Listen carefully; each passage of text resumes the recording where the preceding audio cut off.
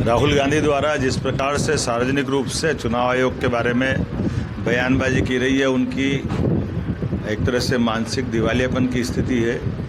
एक तरफ वो सुप्रीम कोर्ट, हाई कोर्ट के बारे में कुछ भी बोलते रहे, दूसरी तरफ सेना का अपमान करते हैं, तीसरी तरफ चुनाव आयोग के जो सार्वजनिक रूप से चुनावी प्रक्रिया पे और चुनाव आयोग पे प्रश्न खड़ा कर रहे हैं। एक तरह से ये अर्बन नक्सलाइट वाली मानसिकता है।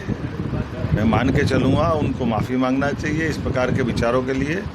उनकी पार्टी हारे, उनका अपना जनादर ख़त्म हो जाए, वो अपनी पार्टी के लिए करे जो करना हो, लेकिन समूचे लोकतंत्र जो दुनिया का सबसे अच्छा लोकतंत्र और सबसे बड़ा लोकतांत्रिक देश है, ऐसे में उसके जो 3 आधारभूत मूल स्तंभ है, वो न्यायपालिका, वो हमारी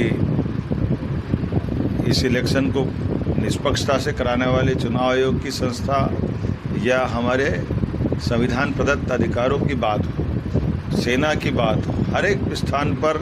और हद तो तब हो जाती है जब सेना पराक्रम पुरुषार्थ करती है, तब जो चाइना और पाकिस्तान की प्रशंसा करने लग जाते हैं। इससे देश में उनकी भी और उनके साथ साथ नेता प्रतिपक्ष की जो गरिमा गिरती जा रही है, ये अत्यंत दुर्भाग्यपूर्ण है। कल जिस प्रकार से उनने इलेक्शन कमीशन के आधार पर बात कही है, अब कोई समझाए उनको, राहुल गांधी को, कि चुनाव आयोग जिस राज्य में चुनाव होता है वहाँ के कलेक्टर को ही निर्वाचन का मुख्य चुनाव आयोग बनाता है। ऐसे में डीएम ही चुनाव कराते हैं।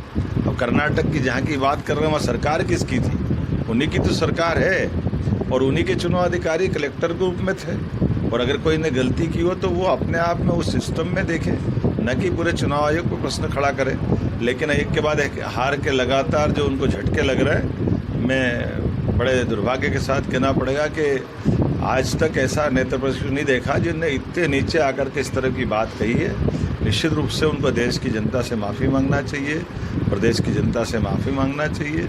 मैं मान के चलता हूँ कि इस घटना से सबक लेकर के वो शायद माफ़ी मांगेंगे।